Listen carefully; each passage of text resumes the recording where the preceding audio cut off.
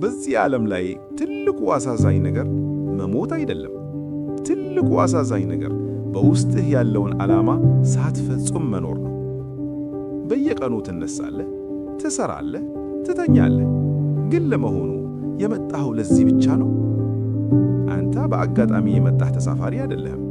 አምራቹ ምርቱን ከመስራቱ በፊት ዓላማውን እንደሚወስን ሁሉ እግዚአብሔርም ዓላማህን ከአንተ በፊት ወስኗል። ስኬትህ አስቀድሞ በውስጥ ተጭኗል። የአንድ ነገር ዓላማ ካልታወቀ ያንን ነገር ያለ አግባብ መጠቀም አይቀሬ ነው።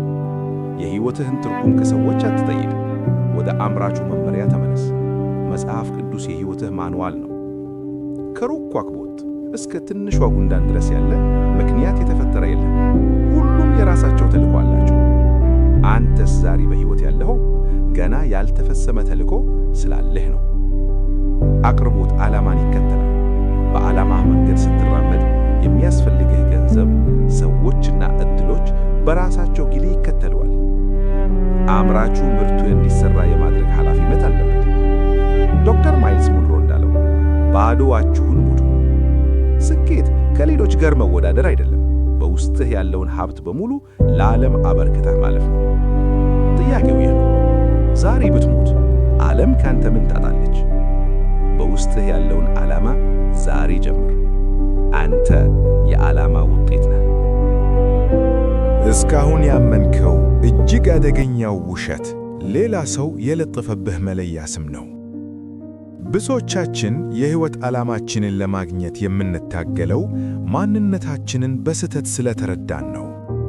ዓላማ ተግባር ነው፣ ማንነት ግን ባህሪ ነው። ዓለም ተሸናፊ፣ ደካማ ወይም የማትረፋ የሚል ስም ስር አልብሰሃል። ነገር ግን ዛሬ ያ የማንነት ስርቆት ያበቃል። እግዚአብሔር ስለ አንተ የሚናገረውን እውነተኛ ማንነት ስማ። አንተ በስኬትህ ወይም በስህተትህ የምትለካ ተራ ሰው አይደለህም። አንተ የንጉሥ ልጅ ነህ። አምስቱን የአምላካዊ ማንነትህን ምልክቶች አሁኑኑ ተቀበል። አንተ ተቀባይነት ያለህ ነህ። በክርስቶስ ቀድሞኑ ተቀባይነት አግኝተሃል። አንተ የታተብክ ነህ። ለዓላምህ የሚያስፈልግህ ጸጋ ሁሉ አሁን በውስጥህ አለ። አንተ የተሾምክ ነህ። የተመረጥከው በአጋጣሚ ሳይሆን በሹመት ነው። አንተ ጽኑ ነህ። በማይናወድ መንግሥት ላይ ቆመሃል፣ አትወድቅም። አንተ እንደራሲ ነህ። አንተ የሰማያዊው ንጉሥ ባለሙሉ ሥልጣን ወኪል ነህ። እናንተ ግን ከጨለማ ወደሚደነቅ ብርሃኑ የጠራችሁን የእርሱን በጎነት እንድትናገሩ የተመረጠ ትውልድ፣ የንጉሥ ካህናት ናችሁ። ዛሬውኑ ያንን የውሸት ማንነትህን ቀዳደ ጣለው። ወደ ቀጣዩ የዓላማህ ደረጃ ለመሸጋገር እውነተኛ ማንነትህን ልበስ። አንተ የንጉሥ ልጅ ነህ።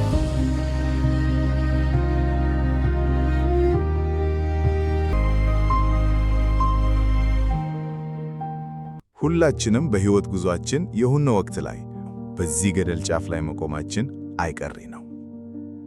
ቢንያም ለዓመታት እዚህ ስፍራ ላይ ቆይቷል። ማዶ ላይ የምታበራው ወርቃማ ከተማ የልቡ ናፍቆት፣ የሕይወቱ ዓላማ ናት።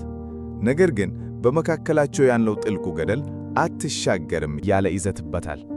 ትልቁ ጥያቄ መሻገሪያው ድልድይ የት አለ የሚለው ነው። ቢንያምን ላቆመው የገደሉ ስፋት አልነበረም፣ ከጀርባው ያዘላቸው የስያሜ ከረጢቶች እንጂ። ቢንያም ለመራመድ ሲሞክር ከጀርባው ያሉት ከባድ ከረጢቶች ወደ ኋላ ይጎትቱታል። እነዚያ ከረጢቶች ተራ ዕቃዎች አይደሉም፣ ዓለም የሰጠው ስያሜዎች ናቸው።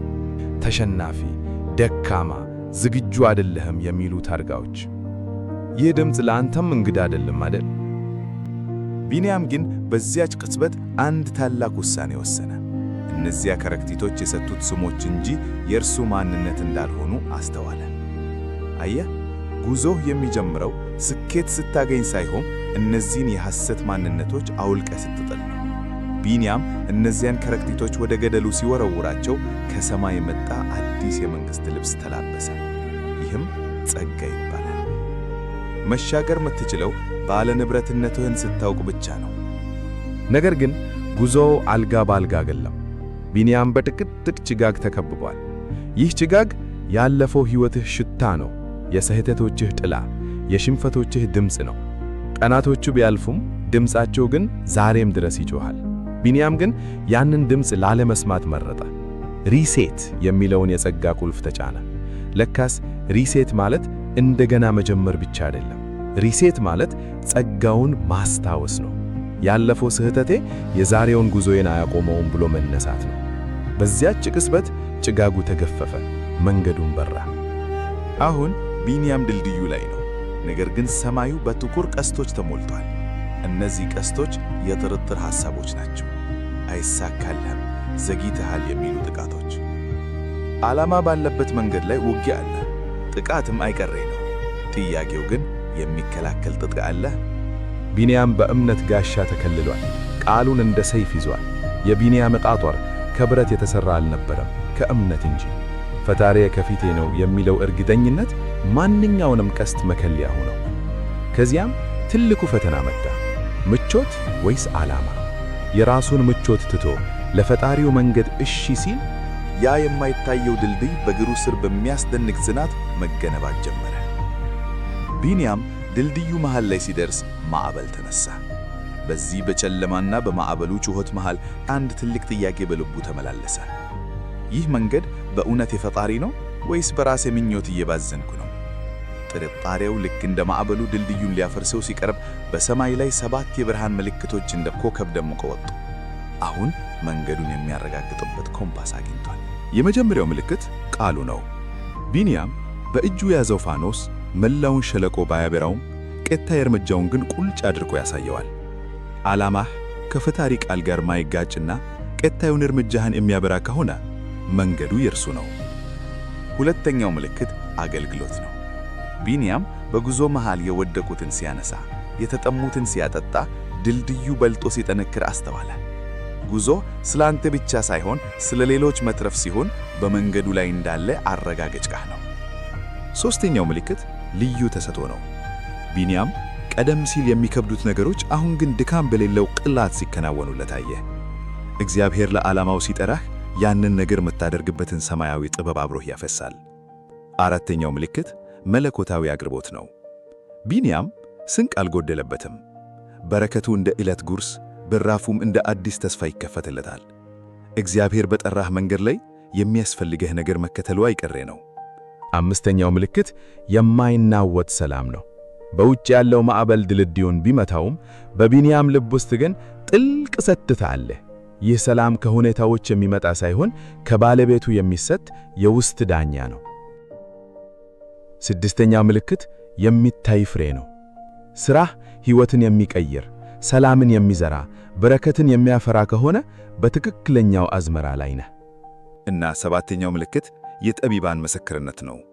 ቢንያም ብቻውን አልነበረም። በሩቁ የሚያበረታቱና ልጄ ሆይ ቀጥል ብሎ የሚያበረታቱት አማካሪዎችና መንፈሳዊ አባቶች መንገዱን አጸኑለት።